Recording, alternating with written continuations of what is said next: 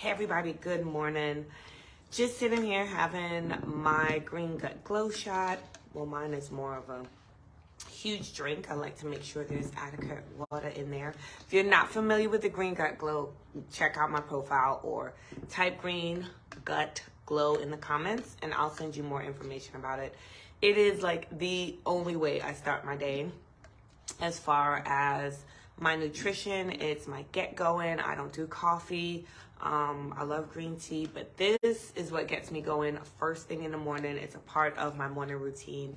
Another part of my morning routine, other than prayer, meditation, my affirmations, a lot of time I like to reflect. I go through my planner. I set up my must-dos for today. I have a huge planner, y'all.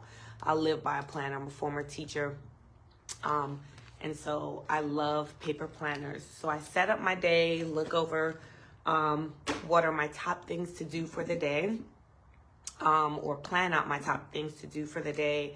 And then I also really just spend some time in gratitude and reflection. And that's what brings me here this morning. I posted a quote from the Budgetnista. Shout out to her. She had an incredible free webinar yesterday that was just so informative. Definitely a couple things I'm going to start implementing just to better manage my finances. I love that she said a budget is really just a picture of like money coming in and money coming out. But what really stuck out to me in her webinar was one line where she was like, budgeting will not build wealth. And that is so true, right? Budgeting is just managing the money that you have coming in as well as how you're putting it out. And, you know, that's what brings me to my story today. I was just thinking about this time of year, like 16 years ago, where I would be this time of year. Christmas is over. My birthday's coming up in a couple days, and then the new year. And for me as a teacher, it was like that bittersweet moment.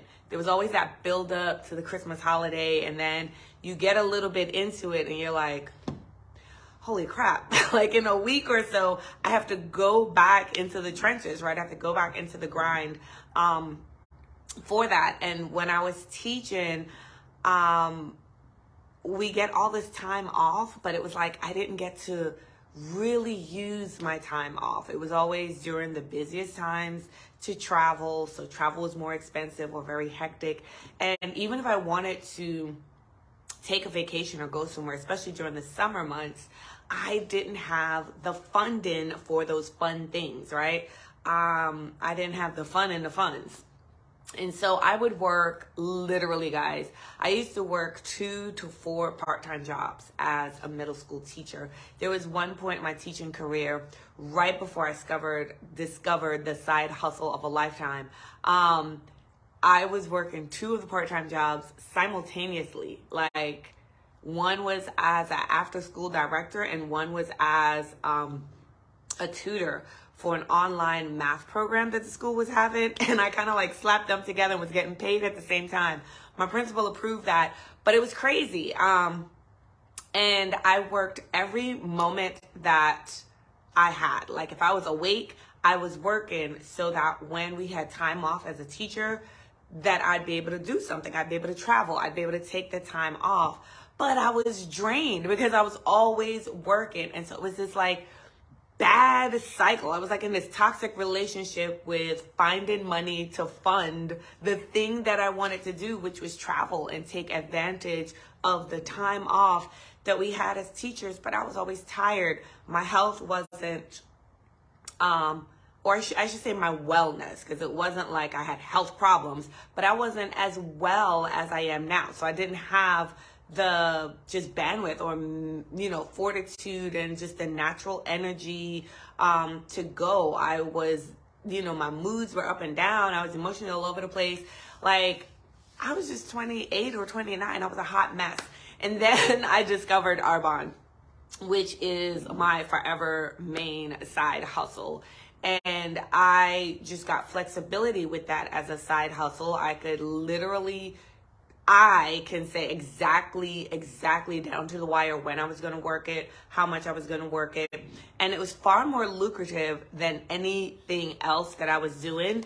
And not only did it give me financial flexibility by adding funds and into my budget, right? More money in, but I also had time freedom of when I would work it. It freed up so much time that I actually got to rest. I actually got to work on my wellness. So work out more, do things that I love more, like crochet, hang out with the people that I love more, right? So my overall wellness increased, as well as, not to mention that this brand is a top vegan brand that sells premium plant-based skincare and plant-based nutrition, both of which completely transformed my life. But I was just sitting here. It's cold as I don't know what in Miami. It's dreary. I'll show you guys outside. Like, there's no sun. It's cold. It's dreary. I'm sitting here in my sunroom in a hoodie with the heat on, and I'm like, ugh, I can't believe I'd rather be someplace than Miami right now, someplace warmer. And so I was looking at my little happiness box, which is my box of like travel memorabilia. And my last postcard that I sent to myself, I sent this August 19th from Costa Rica after taking a wonderful hike to the Poas volcano and a sweaty hike to the lagoon. And it just, again, came full circle of why I started this side hustle, right? It was to be able to travel more. And my goodness, did I travel. I got my brand new passport within 3 days of signing on to this side hustle. It was like not sync. It just happened that way, right? It's a bit of serendipity. It just happened that way. And I blew through that passport before the 10 years was up. I had about 8.5 years in, and I was running out of space, and I begged and pleaded with many immigration officers to find a space to stamp it. And then I finally went and just was like, okay, I need a new passport after the last incident where they almost didn't want to let me into Mexico because they didn't have any way to stamp it. But that's another story. And so I was just looking at, these postcards, and these are just some, like literally just some of the postcards that I've sent myself from various places around the globe since I started this side hustle. And the first one, and this is where I started to have it. And anyone that travels, anyone that goes anywhere, this is the one thing I tell them. They are the best souvenirs on earth, is to send yourself a postcard. And the first one was Egypt. I sent it April 23rd, 2007. This was the first one. It was a huge trip. And it's so funny. I'm about to get emotional because Mama Do, you're on this live. And the first part is, and I'm really going to cry. It says, remember the friends that you made. And I met this man in Egypt on this trip. Oh my gosh, how many years ago? 2007. That's like, carry the one. That's like 15, 16 years ago. And you're on this live now, and we've been connected and friends ever since. It says, remember the family members who shared this experience with you and the lifelong wishes that came true. It was worth every dollar spent. And this card arrived with all my credit card bills that came after this trip. And this was the first postcard I sent me after starting this side hustle that helped to fund this trip. Y'all, this is the tea room at the Four Seasons, Cairo. All right?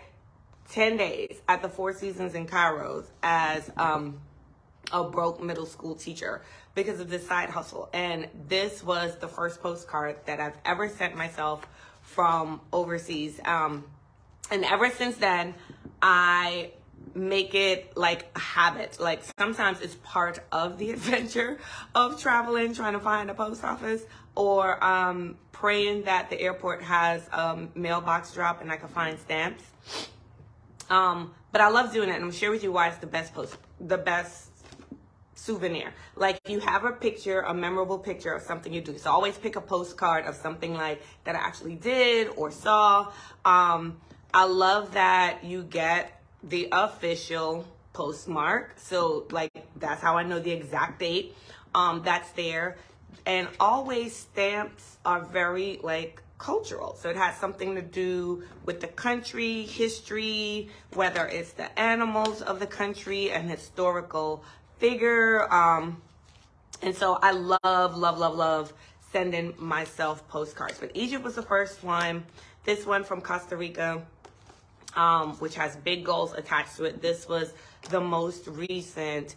And I mean, I have everywhere from Budapest to Switzerland, Portugal, Poland, which was last year, Liechtenstein, which was last year. Oh, wow. Rome. Wow. That was January 21st, 2008. See, I wouldn't have even remembered the exact date. So that was Rome, Cabo, Mexico, Antigua, Guatemala. My trip that I earned through this side hustles to Atlantis in the Bahamas. And I was able to bring my mom on that trip as my guest. We paid absolutely nothing, and our bill was almost $4,000 for 5 days for the two of us. So it was incredible, from Guadeloupe to Martinique, St. Kitts, road trip to Niagara Falls, my gosh, French Guiana. Oh, Cayman, the bioluminescence, that was great. Second time to Antigua. This was, wow, my first time to Paris. I went to Copenhagen, first time in Portugal. I mean, you name it. I got Ethiopia in there a couple times. Just all over the world. Stonehenge, Amsterdam, like, so did my side hustle pay off? Absolutely. Was it worth it? The ups and downs of building really a micro business? Absolutely. And you know, it's been 16 years and I still have this side hustle as a main hustle. Sometimes it's my main thing. Sometimes it goes back to being a side hustle. And that's what I love, that flexibility in it, and that it's always there. And it's stronger now. You know, I always thought like, oh, I was building a little work from home business. And I've been really reflective over the past couple years. And it was like, nah, I didn't work from home. I worked from anywhere, because I never stopped earning or being able to work that side hustle as I was traveling the world collecting all these postcards, right? It never stopped. Technology has only enhanced how I've been able to work that business. And I realized that literally for 16 years, I've had a work from anywhere business, not work from my home. I didn't have to be set up in a home office. I just needed Wi-Fi. I just needed Wi-Fi. And honestly, for me, my planner, and I was able to work this business any and everywhere, and I have. And so if you've been looking at your budget, going full circle, if you've been looking at your budget and seeing how you can improve, one of the ways is money in, right? How to bring in more money into your budget. And you're like, oh my gosh, I don't have time. Trust me, you have the time, especially when you have something that's very flexible, something that works well on automation, something that is digital, something that is designed to continue to flow as long as you give it some attention and some focused effort, as I say.